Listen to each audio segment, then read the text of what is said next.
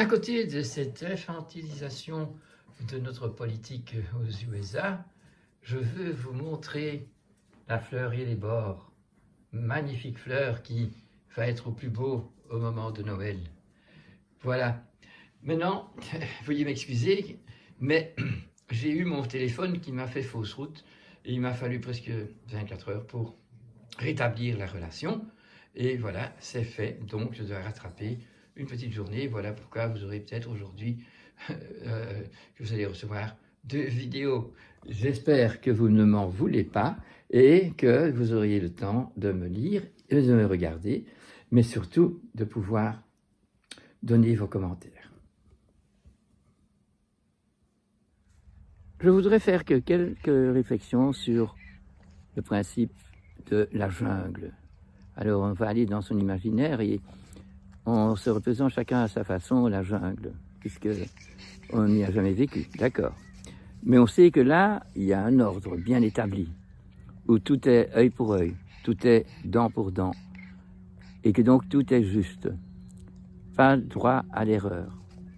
Parce que de toute façon, tant que l'homme n'est pas apparu sur Terre, dans la jungle, tout se passait comme une horloge qui a été bien faite. Mais c'est quand l'homme est apparu sur Terre que tout a commencé à changer, puisque l'homme, qui est doté de la raison, qui a ce don de la raison, ce don de l'imagination qui permet d'aller, grâce à l'imaginaire, dans le monde éternel.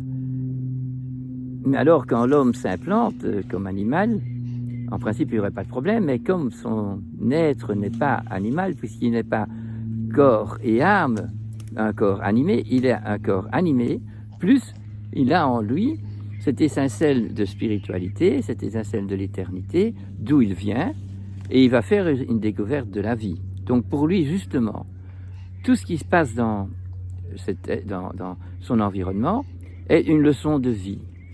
Et c'est donc, on doit le comprendre, que c'est par l'erreur qu'on voit la faute et qu'on apprend à discerner comment il faut faire. Bien compris que donc, tout ce qui se passe sur Terre, c'est pour nous permettre à nous de devenir des petits dieux qui doivent apprendre de l'expérience. Et donc, ça s'est passé au début, quand l'homme était encore très animal, beaucoup plus animal que humain. Hein? Donc, il a commencé son hominisation et à voir dans la nature et à faire des expériences et à faire de l'imitation de la nature.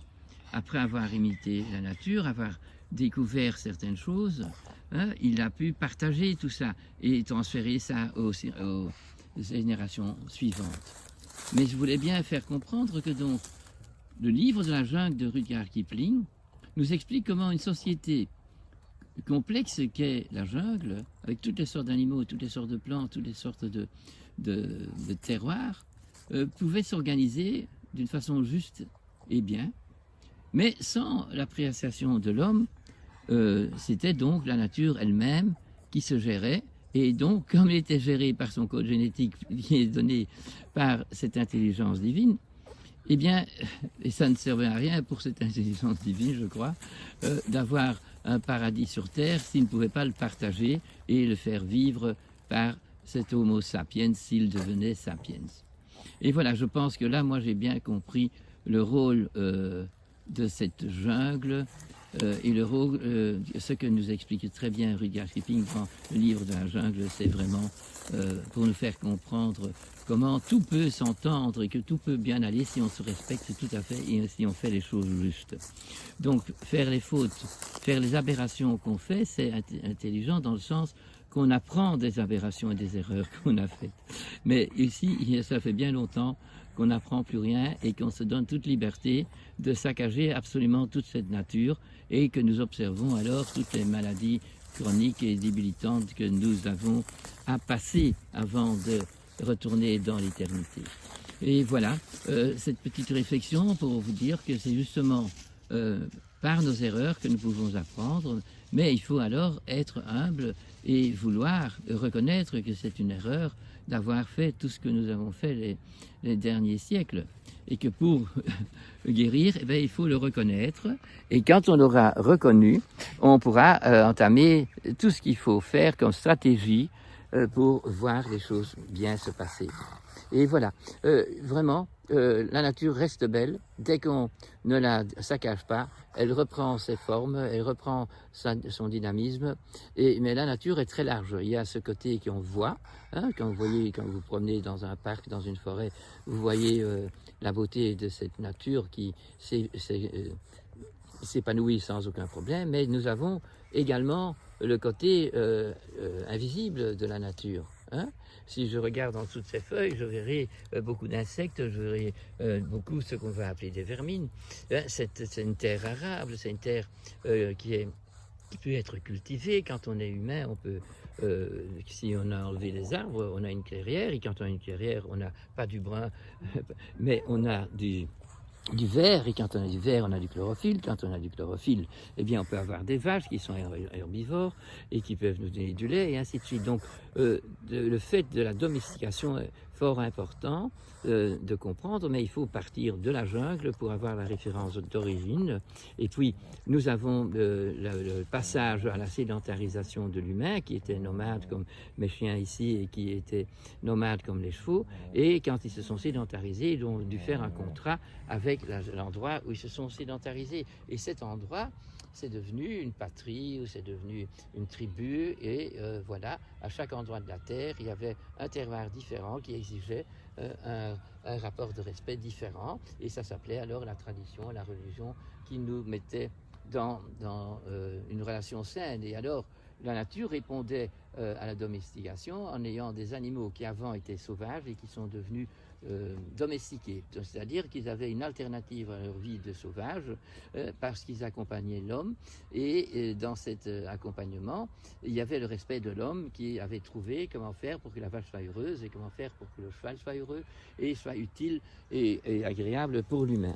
Mais voilà que après cette période où on avait découvert toutes ces belles choses et que la nature nous avait donné tous ces animaux domestiques, on a commencé à les emprisonner, à les exploiter, et voilà, c'est là le diable qui nous fait la maladie d'aujourd'hui.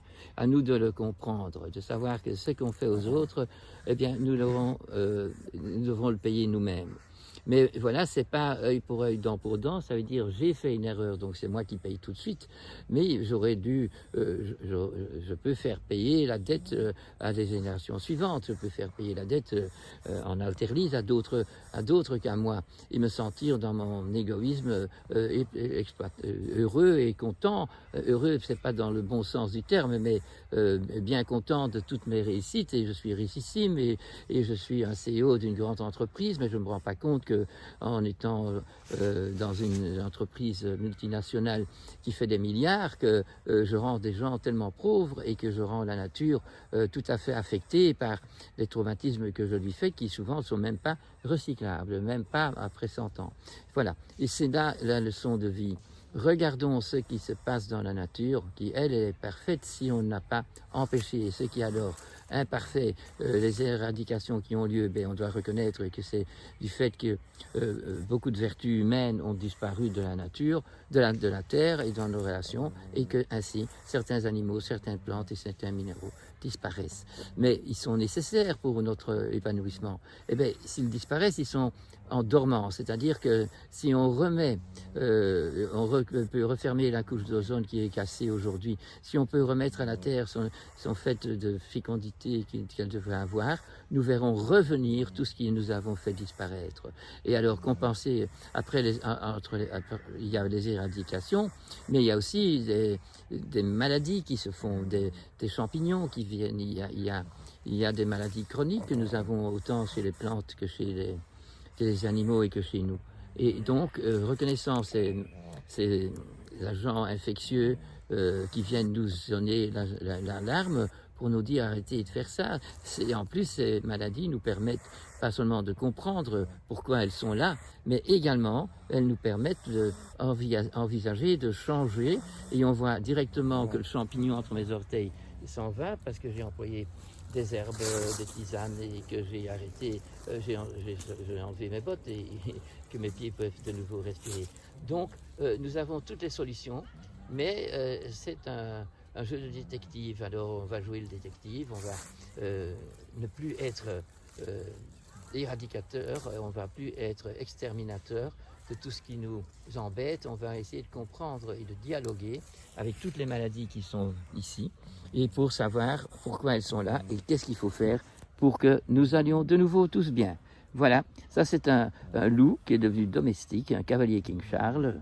Et voilà, ici un carlin, et qui a ici 11 ans passé, et voilà un croisé mélangé de berger peut-être, et qui est domestique et donc ici peut accompagner son maître et être social avec tous les autres humains qui sont qui sont humains comme moi et que donc je devrais avoir une relation paisible avec tous les autres humains. Et mes chiens devraient aussi être paisibles quand ils rencontrent d'autres chiens, mais qu'ils rencontrent d'autres humains aussi. Je vous remercie d'avoir